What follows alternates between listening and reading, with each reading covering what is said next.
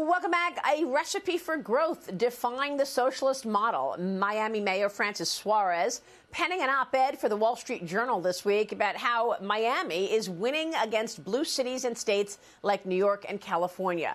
The mayor writes this, quote, people are voting with their feet by moving their lives, their jobs, their businesses, and their families to low-tax states. Miami is a place where you can keep what you earn, invest what you save, and own what you build. It works, and our new residents from New York and California can confirm it. Joining me right now is the man himself, Miami Mayor Francis Suarez. And Mr. Mayor, it's great to see you this morning. Thanks so much for being here. It's great to be with you, Maria, like always.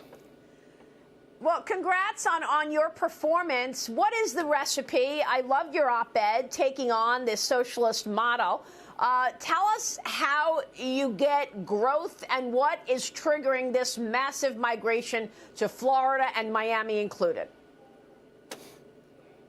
Well, our recipe for success is quite simple. We basically keep taxes low, we keep people safe, and we lean into innovation. So when you compare the Miami miracle to the Washington nightmare, you see a situation where in Washington, inflation is rampant. Everyday goods are more expensive because of deficit spending. In Miami, we balance our budget. We actually have a $145 million surplus, the most in our history. We keep taxes low while Washington keeps increasing taxes, which obviously in the case of Miami has spurred, historic growth, 12% growth, which is the second most in recorded history, 1.4% unemployment. And then we focus on quality of life. Miami was voted the happiest city in America and the healthiest city in America. So it turns out if people are healthy, if people are happy, if they're paying low taxes, if they're working, they're not going to be committing homicide. So Miami's become one of the safest big cities in America. We're about to end the year with the lowest homicide rate since the 1930s. So it's a very easy recipe for success. It can be scaled to the rest of the country, but it takes political courage. That is fantastic. I have a question about this, but you just said something scaled to the rest of the country. Mr. Mayor, there's been a lot of buzz about your success and about the possibility of you running for the president in 2024. Is this what you're considering? Look, it's a long way away.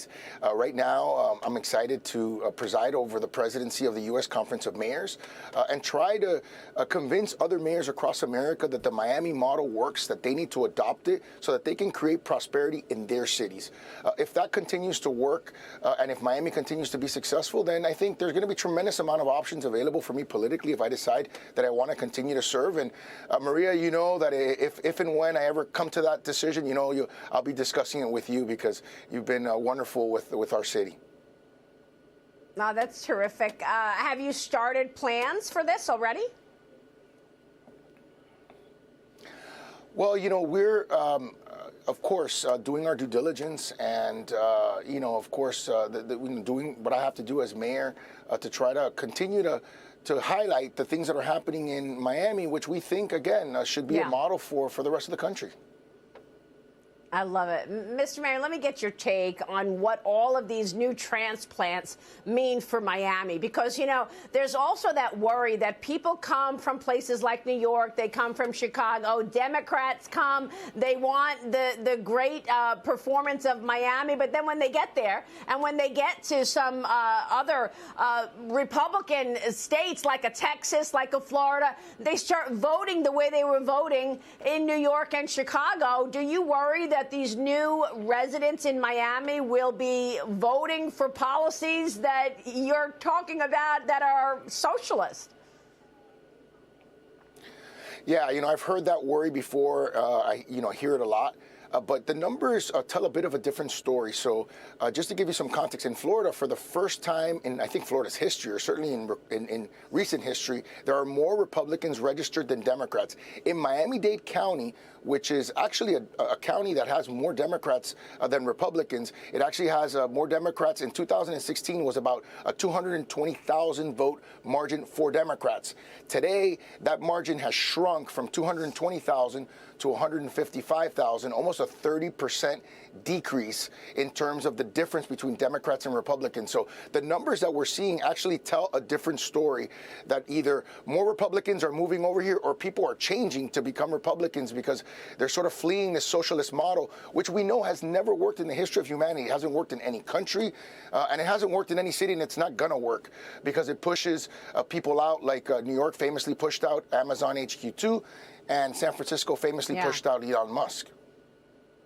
Yeah, it's a great point. And you're doing the opposite. You're encouraging big tech to create a new Silicon Valley in Miami. I know that's been a priority of yours, and you see companies coming. Mr. Mayor, we're going to be watching this story. We so appreciate you joining me this morning, and certainly we'll be watching the coming years. Thank you, sir. Thank you, Maria.